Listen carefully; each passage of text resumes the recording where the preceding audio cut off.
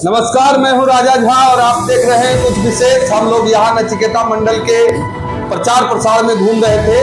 धरहरा दक्षिण पंचायत है। धरहरा दक्षिण पंचायत के वरिष्ठ कार्यकर्ता एवं समाज सेवी यहाँ पर श्रीमान अनुज सिंह जी हैं और पूर्वेंद्र नारायण सिंह जी हैं, मनोज पासवान जी हैं, पुनीत कुमार सिंह जी हैं, अमर कुमार सिंह जी हैं, बंटी सिंह जी हैं, सबको घुमाते और हमारे पंचायत समिति इधर बैठे हुए हैं। पंकज ठाकुर जी, रंजीत सिंह जी हैं और शिवदानी सिंह जी हैं, शीतल सिंह जी हैं, नाम बताइए, रमन जी हैं। सभी लोग यहाँ पर बैठे हुए हैं। तो नचिकेता मंडल जी के चुनाव का क्या तैयारी है, क्या उसका बेस है, क्या स्थिति अभी तक बना हुआ है यहाँ पर, वह जानने की कोशिश करते हैं लोगों से।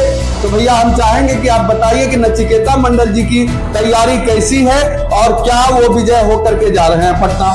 जी नमस्कार। जो सभी श्रोता मुझे सुन रहे हैं उन सभी का स्वागत, अभिनंदन।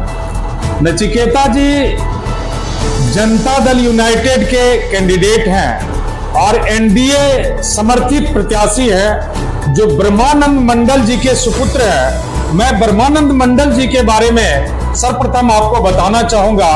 बहुत ही कद्दावर नेता थे, जुझारू, संघर्षशील, और उन्होंने अपने संघर्ष के बल पर जो पहचान बनाई थी पूरे भारत में, आज वह सर्वविदित है।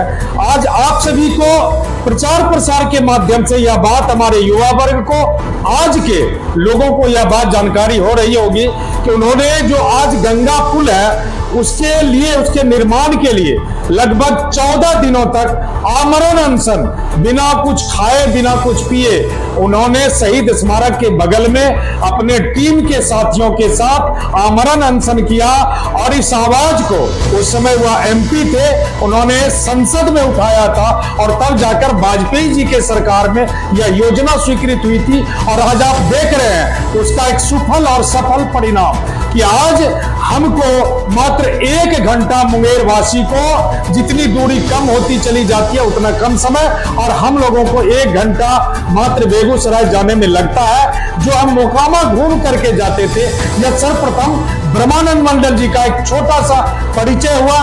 उन्हीं के सुपुत्र है नचिकेता जी, जो जनता दल यूनाइटेड के जिलाध्यक्ष भी हैं। और आज उनको माननीय विकास पुत्र नीतीश जी ने और ललन बाबू ने उनको टिकट प्रदान किया, सिंबल प्रदान किया, और जनता दल यूनाइटेड के टिकट पर वह लोग जमालपुर विधानसभा से चुनाव लड़ रहे हैं। उनके साथ एक बहुत बड़ी उपलब्धि है जो अपने आप जुड़ गई है। आपने बेस का सवाल पूछा, तो बेस है एनडीए, जो विगत 10 वर्षों में भारत की सरकार ने, और विगत 20 वर्षों में 2005 से अब तक जो माननीय नीतीश जी के नेतृत्व में बिहार जो विकास की ओर अग्रसर है, चाहे वह शिक्षा का क्षेत्र हो, चाहे वह स्वास्थ्य का क्षेत्र हो, चाहे वह कम्युनिकेशन सड़क का क्षेत्र हो, चाहे हमारे माताओं को जीविका के माध्यम से माताओं बहनों को जोड़ने का क्षेत्र हो। आज लगभग 11 लाख जीविका माताएं बहनें जुड़ी है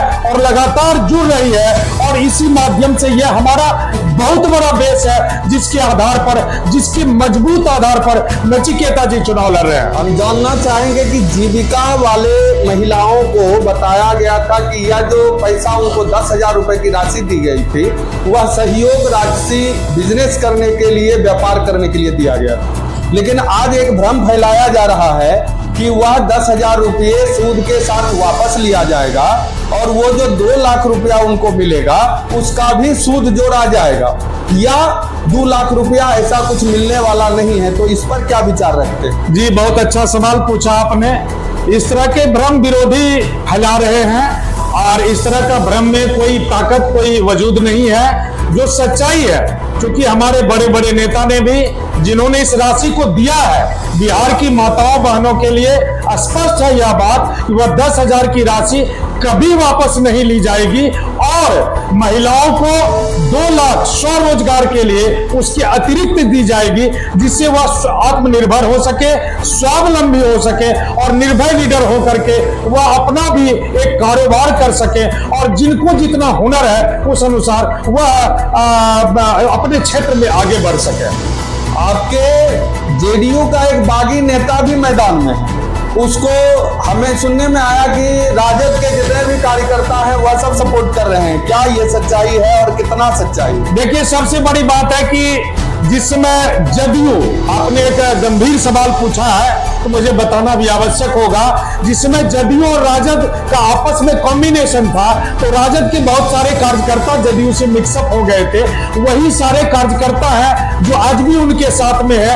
रह गया कि जो जदयू के कार्यकर्ता है, मैं उनको कार्यकर्ता मानता ही नहीं हूं, इसलिए कि वह जब जदयू से जुड़े थे और जब शैलेश जी, जो अभी आपने बागी का लिया तो नाम भी लेना आवश्यक होगा, इंडिपेंडेंट के तौर पर जुड़े हुए हैं, चुनाव लड़ रहे हैं आदरणीय शैलेश बाबू, तो वह जब शैलेश बाबू ने पार्टी छोड़ दिया तो जदयू के लोगों ने, कार्यकर्ताओं ने, हमारे सम्मानित साथियों ने भी पार्टी छोड़ दिया, तो वह जदयू के अब नहीं रहे, वह उनके व्यक्तिगत उनके साथ जुड़े हुए हैं, इसलिए वह उनके लोग माने जाएंगे।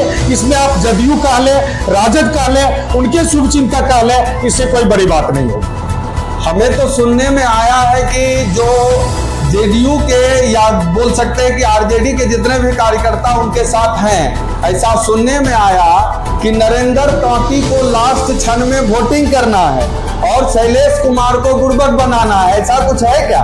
देखिए, ये बहुत ही क्लिष्ट और गंभीर सवाल है।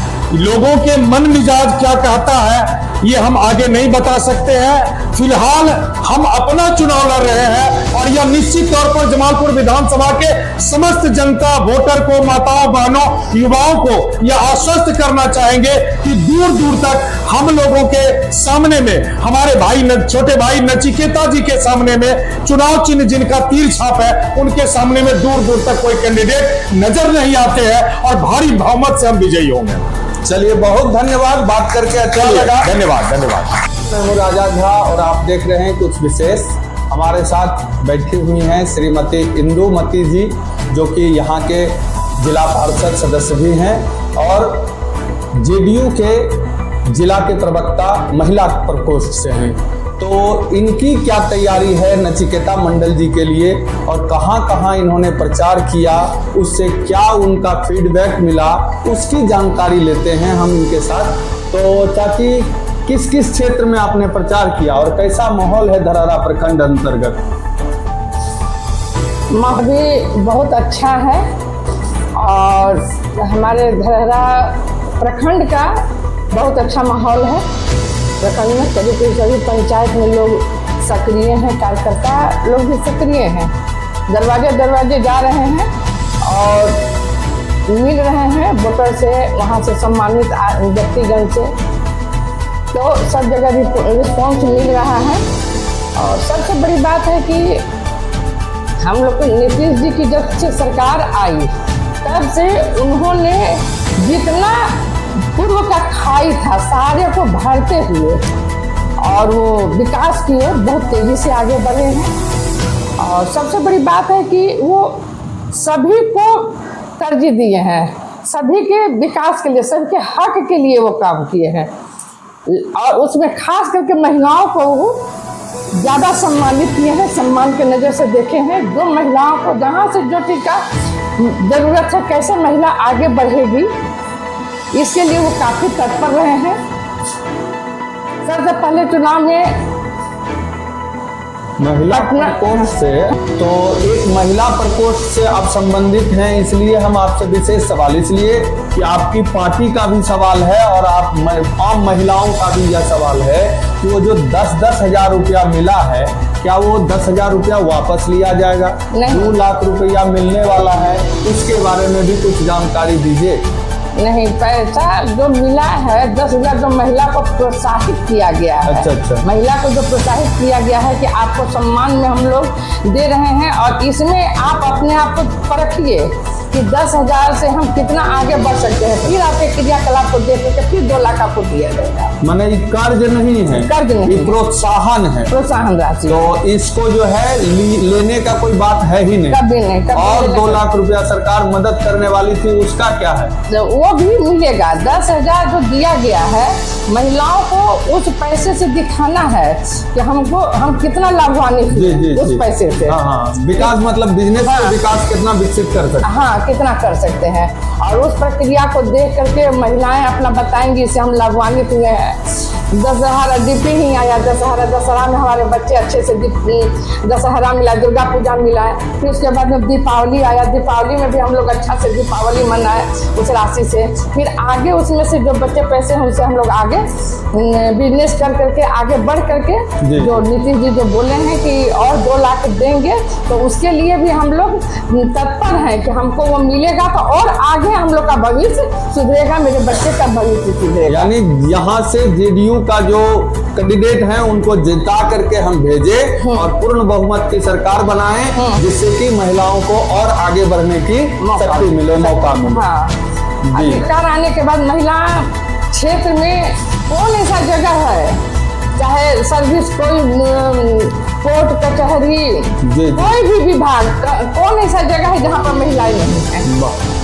सभी जगह पर महिलाएं छाई हैं, इसलिए सभी जगह महिलाएं नीतीश जी के लिए नतमस्तक है और वोट देने के लिए काफी तत्पर है। तो जनता से कुछ अनुरोध करना हम जनता से तो मैं यही कहना चाहूँगी कि जो महिलाएं घर में रहती थी, जिसको कि कहा जाता है कि फलाने के पुतो, फलाने की बहू, वो महिला या फलाने की पुतो बहू के नाम से नहीं जानी जाती, खुद के नाम से जानी जा रही है। वो सावित्री देवी है, वो मंजू देवी है। बहुत बढ़िया। ये सबसे बड़ा बदलाव आया है नीतीश जी के माध्यम से, नीतीश जी के सोच से। सबसे फर्स्ट चुनाव में पटना में हम लोग थे, महिला कॉन्फ्रेंस हो रहा था, तो उसमें थे, तो महिलाएं वहाँ पर नीतीश जी से खास रूप से बोली कि हम लोग अपने घर वाले से तबाह हैं, शराब पीते हैं, ऐसे वैसे। तो उन्होंने उसी समय बीड़ा उठाया था कि हम शराबबंदी भी कराएंगे और महिलाओं के लिए आगे भी हम सोचेंगे, और जो उन्होंने कहा वो उन्होंने कर दिखाया। इसीलिए सभी महिलाएं नतमस्तक हैं, अगल बगल पास पड़ोस को भी लोग समझाते भी हैं और वोट देने के लिए तैयार भी हैं। और मैडम से बहुत अच्छा लगा और आप लोग इनके बातों को समझ ही गए होंगे, तो हम आपसे निवेदन करेंगे कि नचिकेता मंडल को भारी से भारी मतों से जिता करके यहाँ से विजय बनाने का काम करें और उनको पटना विधानसभा भेजने का काम करें। आगे मिलते हैं अपने चैनल के साथ, देखते रहिए कुछ विशेष राजा झा के साथ।